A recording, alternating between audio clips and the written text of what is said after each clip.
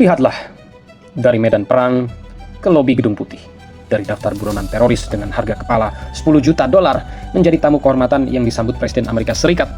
Ahmed al-Shara alias Abu Muhammad al-Julani, si mantan komandan Al-Qaeda, kini berdiri gagah sebagai presiden sementara Suriah. Inikah yang disebut kemenangan?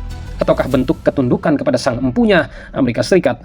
Atau pengungkapan tentang wajah sejati kelompok yang saat ini berusaha untuk menguasai Suriah?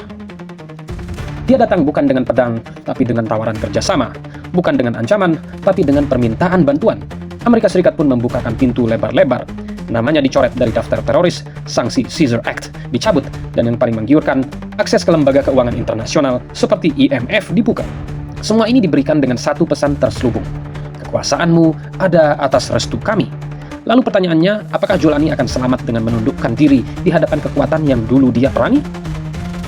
Mari kita tengok kembali jejak berdarah yang ditinggalkan sang penyelamat Suriah. Laporan Observatorium HAM untuk Suriah mencatat lebih dari 11.000 nyawa melayang sepanjang tahun 2025 di Suriah di bawah kepemimpinannya. Di penjara-penjaranya 59 orang tewas disiksa.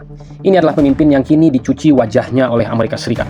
Pantaslah, karena mereka sendiri yang menciptakannya. Disinilah kita melihat dua jalan yang berseberangan. Kelompok-kelompok yang tergabung dalam poros perlawanan seperti Hizbullah dan Ansarullah memilih jalan tauhid yang sejati. Berdiri tegak melawan imperialisme, memperjuangkan kemerdekaan dengan pengorbanan meski nyawa taruhannya. Sementara itu, Julani dan kawanannya meski mulutnya mengumandangkan kalimat tauhid, hati dan tindakan mereka telah menyembah Tuhan baru, yaitu Amerika Serikat.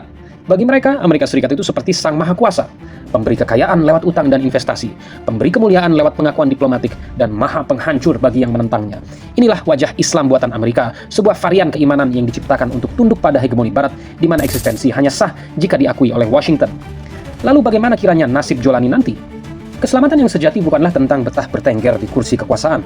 Keselamatan sejati adalah ketika sebuah bangsa bisa menentukan nasibnya sendiri tanpa diperbudak oleh utang dan agenda asing. Keselamatan sejati adalah ketika tauhid tidak hanya di lisan, tapi dibuktikan dengan pembebasan nyata dari segala bentuk penjajahan dan segala bentuk ketundukan kepada sesembahan selain Allah. Julani mungkin selamat dari musuh-musuhnya di medan perang, tapi apakah dia akan selamat dari cengkraman sang patron yang kini memberinya makan? Sejarah telah mengajarkan pada kita, Amerika tidak punya sekutu abadi, yang ada hanya kepentingan abadi. Suatu saat, ketika Julani sudah tak lagi berguna, atau ketika kebengisannya tak lagi bisa ditutupi pencitraan, dia akan mudah dicampakkan seperti boneka yang usang. Kepada umat Islam dimanapun, kita harus berani bertanya, kita mau memilih jalan yang mana? Jalan poros perlawanan yang penuh duri tapi menjaga martabat dan kemandirian? Atau jalan Islam Amerika ala Julani yang penuh gemerlap dunia tapi mengkhianati jati diri dan menjadikan kita budak di negeri sendiri? Pilihan itu ada di tangan kita, dan sejarah akan menjadi saksi siapa yang berdiri di atas tauhid dan siapa yang ternyata menyembah Tuhan palsu bernama Amerika.